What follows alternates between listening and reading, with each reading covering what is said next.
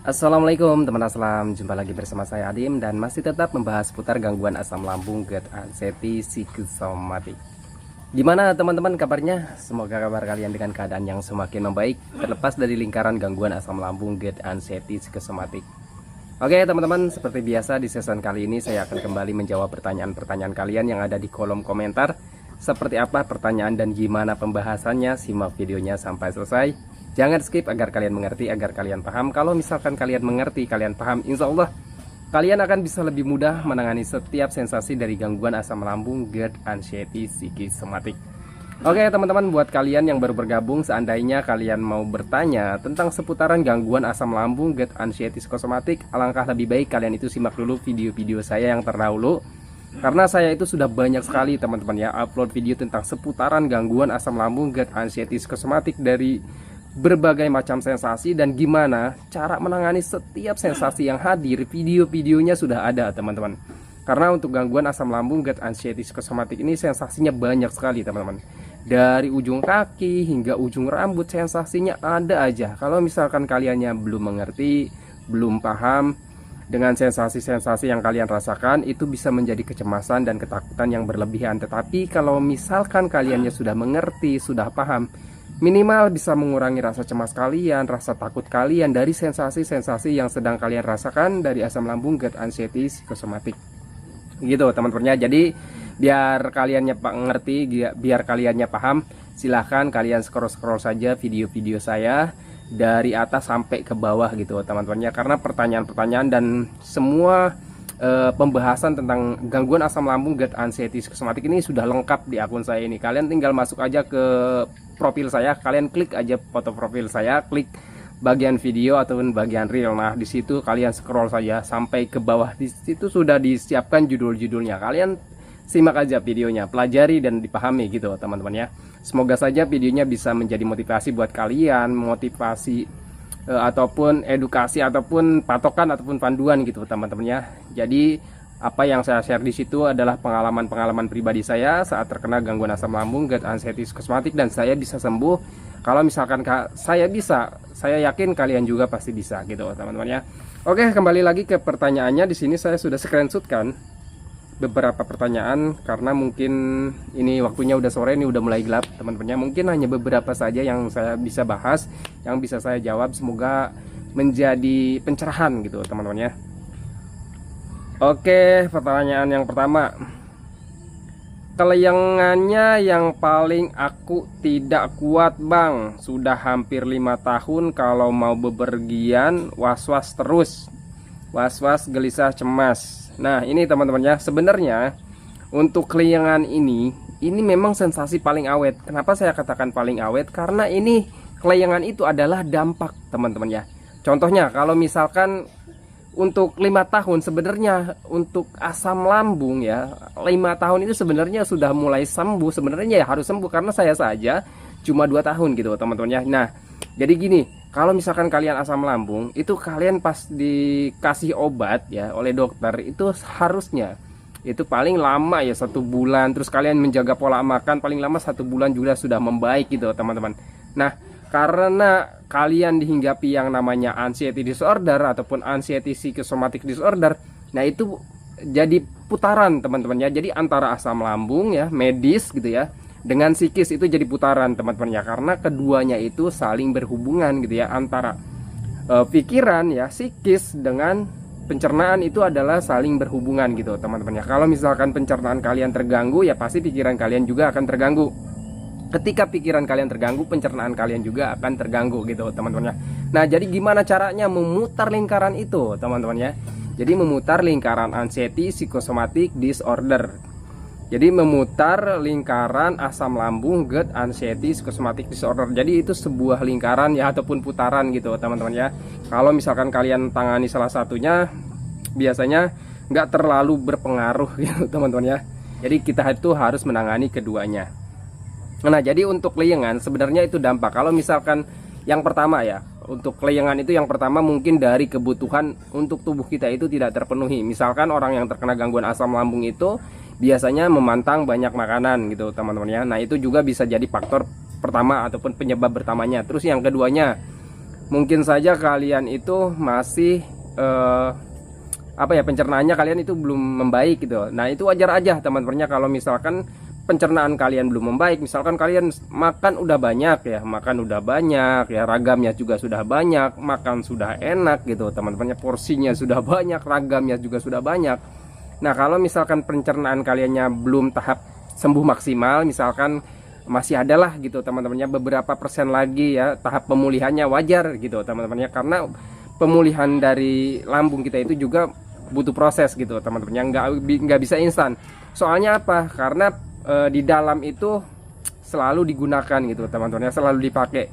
Contohnya kalau misalkan nih ya, misalkan ya Bu teman-teman ya, misalkan lambung kita itu ada iritasi ataupun luka gitu teman-teman ya. Nah kan orang yang terkena asam, GERD ataupun gastritis gitu teman-teman ya, ataupun tukak lambung gitu ya, itu kan ada ruam gitu teman-teman, ada ruam ataupun ada luka gitu ya, ataupun ada iritasi. Nah itu kan sel kebaikan kita itu menyembuhkan gitu teman-teman. Contohnya kayak gini, kalau misalkan luka di luar teman-teman, kalian misalkan luka di luar tergores nih teman-teman ya, nah itu kan bisa cepat sembuh ya, bisa cepat sembuh gitu ya, itu kan wajar gitu teman-teman ya. Hal-hal kalau di luar itu kan bisa cepat sembuh karena tidak terganggu gitu teman-teman. Kita itu tidak terganggu oleh hal-hal yang lain ya.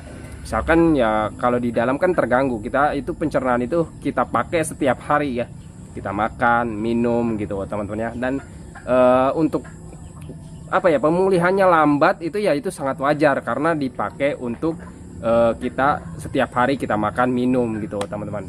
Jadi menurut saya wajar kalau misalkan kebutuhan untuk tubuh kalian itu tidak terpenuhi karena pencernaan kaliannya masih belum sembuh total gitu teman-temannya. Jadi hal yang wajar. Jadi kalau misalkan kalian makan sudah banyak, sebenarnya sih kalau misalkan makan sudah banyak, terus juga makannya sudah enak, ragamnya sudah banyak juga, sebenarnya itu kalian tuh sudah mulai sembuh gitu teman-teman ya, kalian itu sudah mulai sehat. Cuman ya karena prosesnya itu tidak instan ya, kalian sabar aja gitu teman-teman ya. Terus bisa jadi penyebab bisa kekeleyangan itu sebenarnya karena serapan nutrisi vitamin gizi untuk tubuh kalian itu belum maksimal gitu teman-teman ya. Contohnya kalau misalkan kepala misalkan butuh nutrisi vitamin gizi 100%, nah dapatnya itu mungkin cuma 25% ataupun 20% ataupun mungkin saja hanya 10%.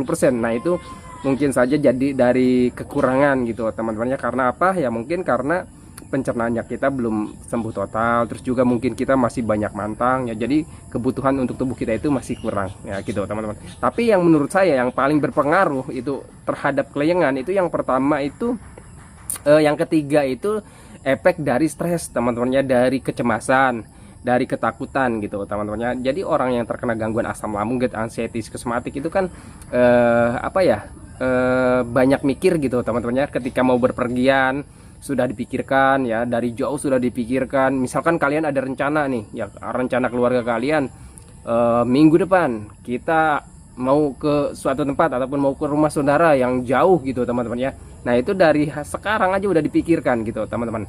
Nah itu bisa menjadi kecemasan dan ketakutan yang berlebihan. Kalau misalkan kalian banyak mikir, itu kalian itu jadi ada rasa cemas, ada was-was, gelisah gitu. Nah tanpa kalian sadari itu bisa menjadi stres teman-teman ya.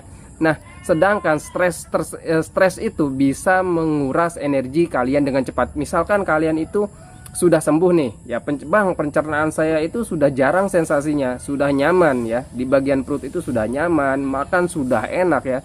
Orang sakit mana sih ya, orang gangguan pencernaan mana sih makannya enak gitu teman-teman ya, makan porsinya sudah banyak, berarti kalian itu sehat sebenarnya. Kalau misalkan kalian makannya sudah banyak, sudah nikmat ya, sudah enak makannya, berarti kalian itu sehat.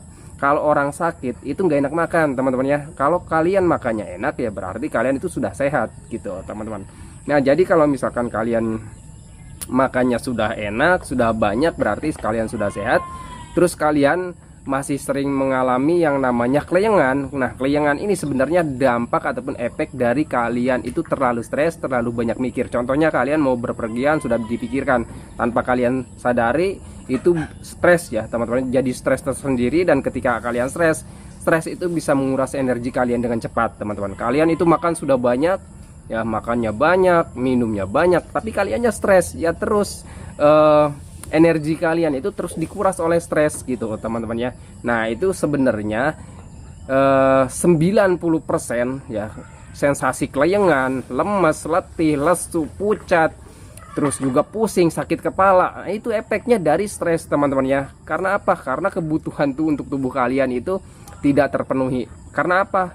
Yang ketiga tadi, efek dari stres teman-teman ya. Yang pertama mungkin lah kalau misalkan dari medisnya, dari pencernaan itu ya anggaplah cuma beberapa persen teman-teman ya. Mungkin kalau misalkan pencernaan ataupun misalkan asam lambung kalian gitu ya, diobatin terus jaga pola makan 1 bulan sudah that's it, sembuh teman-teman ya, sudah membaik. Nah, karena kaliannya ada stres ya, ada anxiety psychosomatic disorder di situ. Nah, itu menjadi lingkaran ya teman-teman ya. Harusnya asam lambung kalian itu sudah sembuh, sudah normal, tapi karena ada stres, sering kalian itu cemas, sering kalian menakutkan hal-hal yang belum tentu terjadi, menakutkan sensasi, menakutkan penyakit gitu teman-teman ya. Misalkan kelayangan. Nah, ini kelayangan sebenarnya itu dampak dari kalian stres. Nah, tanpa sadari kalian itu kelayangan itu kalian pikirkan dengan berlebihan. Kalian mikirnya kelayangan ini penyakit yang berbahaya. Kalian kelayangan ini mikirnya penyakit yang bisa menyebabkan kalian mati gitu teman-teman ya. Nah, kalau misalkan kalian pikirkan terus ya seperti itu berlebihan dengan durasi yang lama gitu teman-teman, dengan kapasitas juga yang besar, kapasitas pemikirannya gitu teman-teman, ataupun kalian memikirkannya dengan durasi yang lama. Misalkan kalian itu mikirnya sampai bertahun-tahun ya, mikir waduh jangan-jangan ini kelayangan penyakit yang berbahaya, jangan-jangan kelayangan ini adalah misalkan kanker gitu teman-temannya. Nah, kalau misalkan kalian terus berpikir seperti itu tanpa kalian sadari, kalian itu stres, dan ketika stres itu berputar lagi. Stres itu bisa menyebabkan kalian kelayangan gitu ya. Nah, itu di pikiran terus tuh. Nah, ada kelayangan lagi, kalian mikir lagi gitu. Jadi putaran. Jadi terganggu terus medis kalian gitu teman-teman ya. Misalkan kelayangan penyebabnya dari asam lambung. Ya, asam lambungnya dipengaruhi dari apa? Dari pikiran, dari efek kalian stres gitu teman-teman. Jadi gitu aja terus berputar di lingkaran itu aja. Terus gimana Bang cara memutus lingkarannya? Kalian harus bisa memahami, ataupun kalian harus belajar cuek dan masa bodoh. Misalkan kalian itu didiagnosanya hanya asam lambung ataupun GERD ataupun dispepsia ataupun gangguan pencernaan yang ya kata dokter ya masih bisa ditangani lah gitu teman-teman, apalagi dengan obat-obatan, terus juga jaga pola makan gitu. Kalau misalkan sudah kayak gitu, ya udah, kalau diagnosanya hanya itu bukan gangguan yang berbahaya. Kata dokter fix, nggak ada gangguan yang berbahaya. Bapak ibu sehat, hanya terkena gangguan asam lambung, ya udah, percaya dengan diagnosa dokter. Jangan berpikir ke hal-hal yang belum tentu terjadi gitu teman-teman ya. Kalau misalkan kalian berpikir terus menerus ya ke hal-hal yang belum tentu terjadi, itu tanpa kalian sadari itu bisa menjadi stres, dan ketika stres kalian terus di lingkaran itu aja teman-teman ya. Nah, jadi belajar cuek aja ya, belajar cuek, belajar masa bodoh. Ya udah, kalau misalkan diagnosanya hanya asam lambung, ya udah teman-teman ya, kalian fokus aja jaga 3P-nya, jaga pola makannya, menjaga pola hidupnya, menjaga pola pikirnya. Selebihnya kalian senang-senang aja ya teman-teman ya. Kalian manusia normal, kalian orang normal, seperti biasa, seperti orang lain gitu teman-teman ya.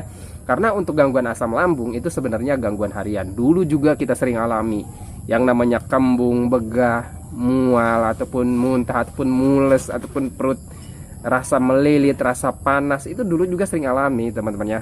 Ketika makan pedas ya, ketika makan yang bersantan, ataupun ketika makan gorengan pasti ada begah gitu teman-temannya.